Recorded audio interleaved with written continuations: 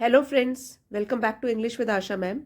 आज मैं आपके लिए एक स्टोरी लेकर आई हूँ। ये मॉरल बेस्ड स्टोरी है, इमोशनल भी है। तो स्टोरी को रीड करेंगे और एक एक वर्ड का आपको ट्रांसलेशन करके बताऊंगी। इसके ज़रिए आप सीख सकते हो new word meanings, vocabulary enhance होगी, साथ ही में प्रोनाउंसिएशन और ग्रामर रिलेटेड स्ट्रक्चर भी आपको साथ साथ समझाऊंगी। आइए शुरू करते हैं। तो इस स्टोरी का टाइटल है a true friend. True means सच्चा एंड फ्रेंड दोस्त। तो एक सच्चा दोस्त। इस स्टोरी में कौन है सच्चा दोस्त, आइए जानते हैं। Horror gripped the heart of the world war one soldier. Horror means डर या भय, और ग्रिप छा जाना या हो सकता है जकड़ लेना।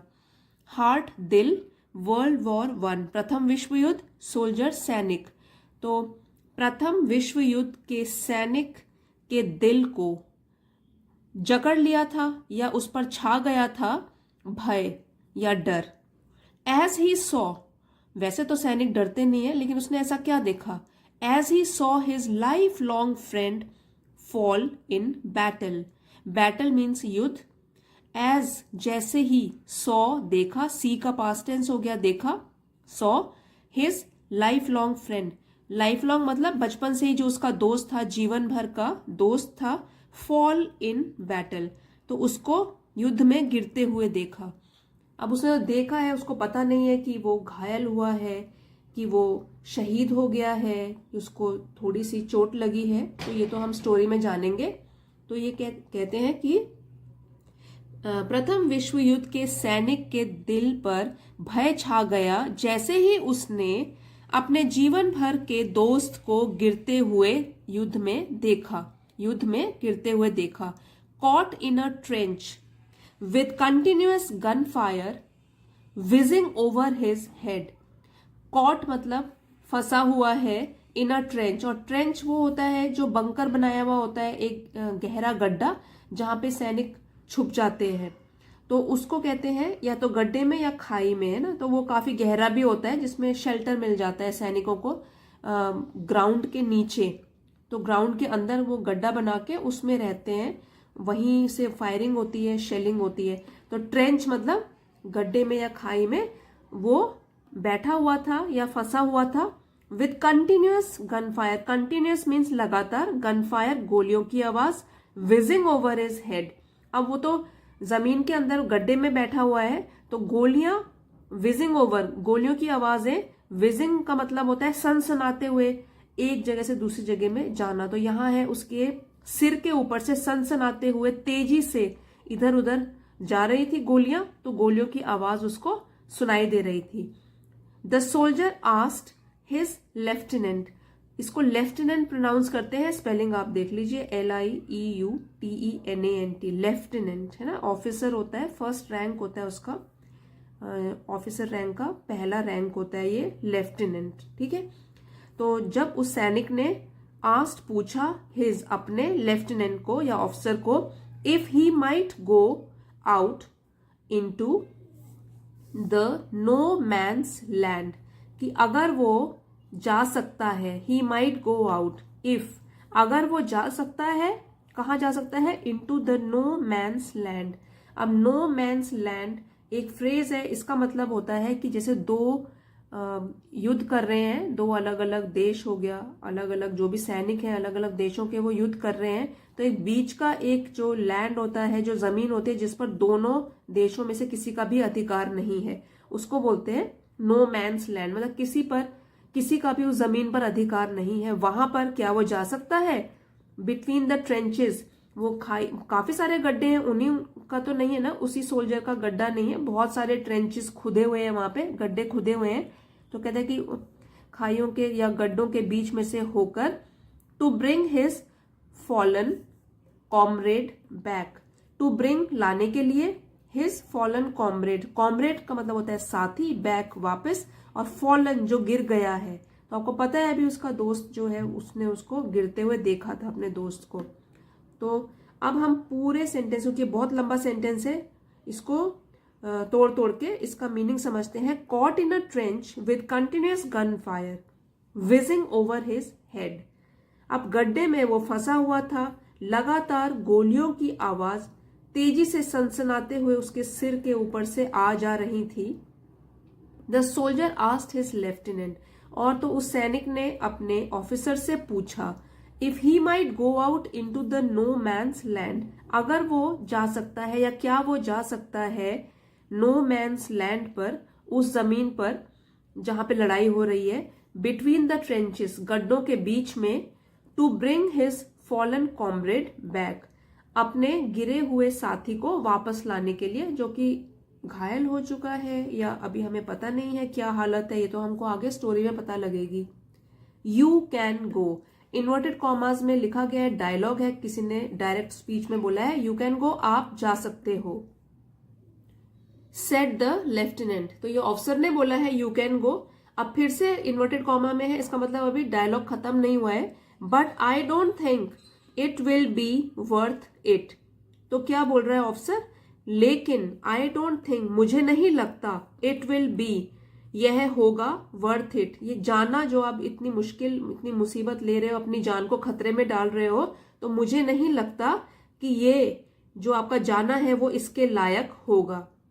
Your friend is probably dead, तो हो सकता है आपका जो दोस्त है, प्रोबेबली मीन्स शायद, और डेड तो यहाँ पे हम ये नहीं बोलेंगे मर गया, हम बोलेंगे शहीद हो गया, तो हो सकता है आपका फ्रेंड जो है, दोस्त है, वो शहीद हो गया हो। And you may throw your life away, you may, और हो सकता है आप अपना, योर लाइफ, अपना जीवन, थ्रो अवे मतलब बर्बाद कर दें, कि ऐसा ना हो कि आप भी अपनी जान को खतरे में डाल दें, बीच में हो सकता है गोलीबारी काफी हो रही है, आपको ही गोली लग जाए, तो ये इतना खतरा मोल लेना वर्थ इट नहीं है, इसके लायक नहीं होगा। हो सकता है आपका जो फ्रेंड है, दोस्त है, शायद शहीद हो चुका हो, और अपना जीवन आप बर्बाद मत कीजिए। You may throw your life away, हो सकता है आपका जीवन भी बर्बाद हो जाए।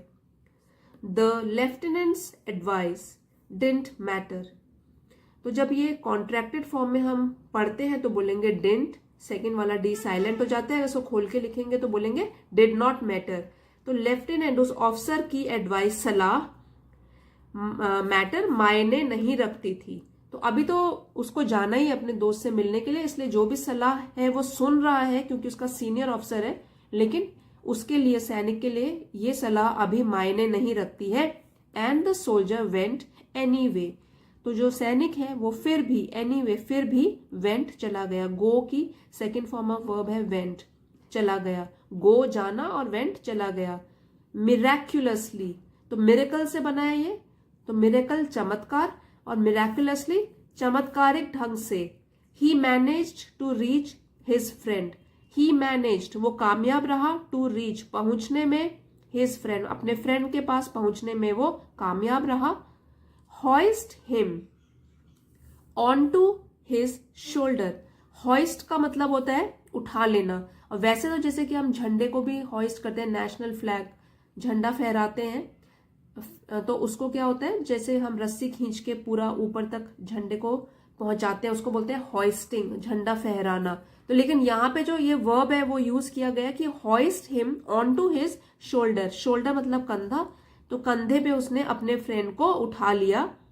And bring him back to their company's trench, and bring him back, तो वो कामयाब रहा अपने फ्रेंड के पास पहुंचने में, उसने उसको अपने कंधे पे उठा लिया और ले आया, या कामयाब रहा लाने में, टू देयर कंपनीज ट्रेंच, अपनी कंपनी का जहां उनका गड्ढा था, जहां उसकी ट्रेंच थी, वहां तक आने में वो कामयाब रहा अपने फ्रेंड के साथ।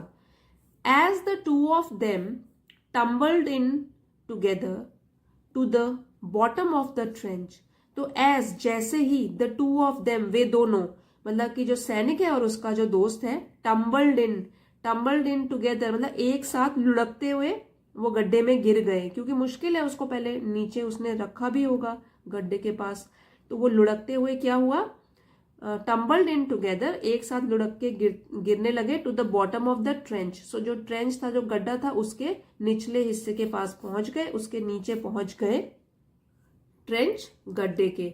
तो अब ये ट्रेंच है, थोड़ा बड़ा है, यहाँ ऑफिसर भी है पहले से, है ना, तो वहां पे इतना छोटा नहीं है कि एक ही आदमी आ सके, वहां पे कई लोग आ सकते हैं।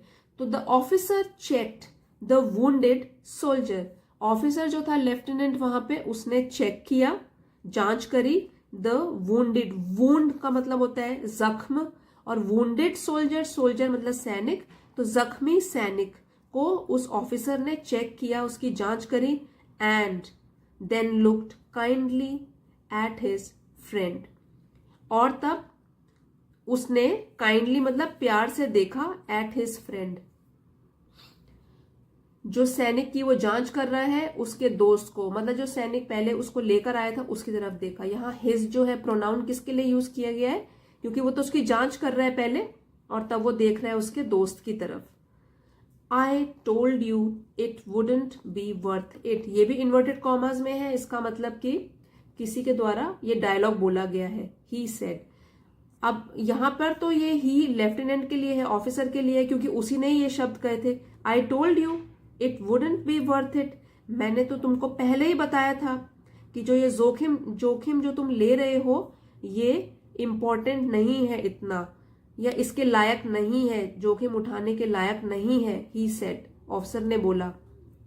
Your friend is dead and you are mortally wounded, तो अब क्या बोला ऑफिसर ने, अभी कंटिन्यू कर रहा है, इन्वर्टेड कॉमास में है, डायलॉग चल ही रहा है कि तुम्हारा जो दोस्त है वो शहीद हो गया है, your friend is dead and you are mortally wounded, और तुम भी वुंडेड मतलब जख्मी हो गए हो। अब वहां जाने में हो सकता है वो भी घायल हो गया हो, जो सैनिक है, मॉर्टली, वो भी मॉर्टली, मतलब ऐसा नहीं है कि उसको बस एक कुछ स्प्लिंटर लग गया, कुछ बारूद लग गया, ये नहीं है, वो भी बहुत बुरी तरीके से जख्मी हो रखा है। मॉर्टल, मॉर्टल का मतलब होता है मृत, तो प्राण घातक रूप से, मतलब उसके प्राण भी जा सकते हैं, इतनी बुरी तरीके से वो घायल हो गया। लेकिन अब क्या बोलता है वो सैनिक, इट वॉज वर्थ इट दो सर, सेड द सोल्जर, तो सैनिक ने अपने ऑफिसर को बोला, इट वॉज वर्थ इट दो सर, हालांकि सर आप जो भी कहो मेरा जाना वो बहुत कामयाब रहा, इट वॉज वर्थ इट, हाँ ये महत्वपूर्ण रहा मेरे लिए, सेड द सोल्जर, सोल्जर ने जवाब दिया। What do you mean worth it?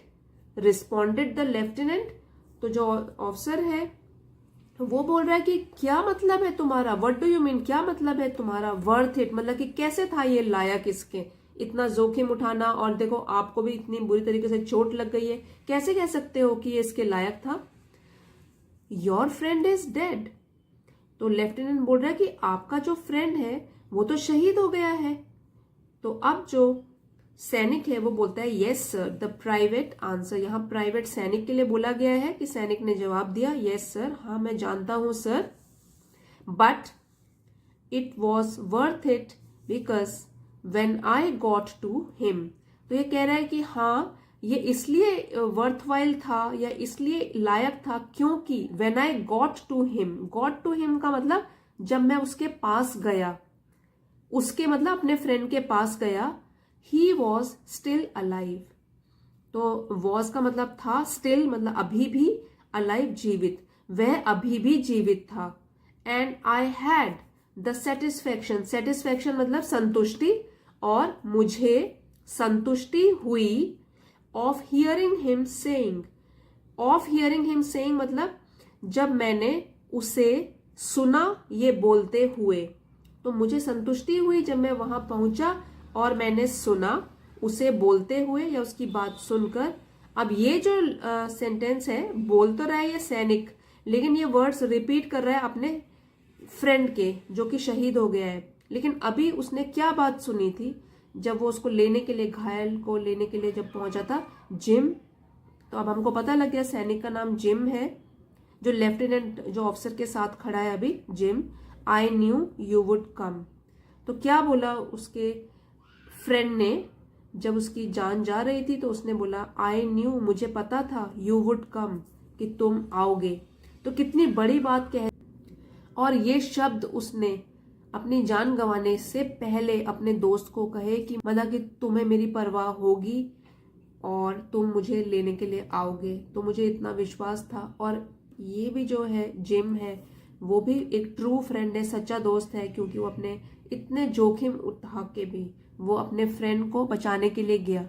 ये अलग बात है कि नहीं बचा पाया क्योंकि उसका दोस्त तो पहले बहुत घायल हो गया था और बाद में शहीद हो गया, लेकिन फिर भी सच्चा दोस्त है तो दोस्त की मदद करने वो पहुंचा, जबकि उसको ऑफिसर ने बोला भी था कि अपनी जान को जोखिम में मत डालो। तो ऐसे ही होते हैं ट्रू फ्रेंड्स। वो शहीद हो गया, लेकिन उसके दिल में भी संतुष्टि रही कि जिम उसको लेने के लिए आया, जिम के दिल में भी संतुष्टि रही कि मैंने अपने दोस्त की मदद की, और लास्ट में उसने जाते हुए भी मुझे देखा। तो दोनों इतने पक्के दोस्त थे। तो आई होप आपको आज की स्टोरी पसंद आई होगी, और वोकैबलरी जो है मिलिट्री वोकैबलरी आपने सीखी होगी।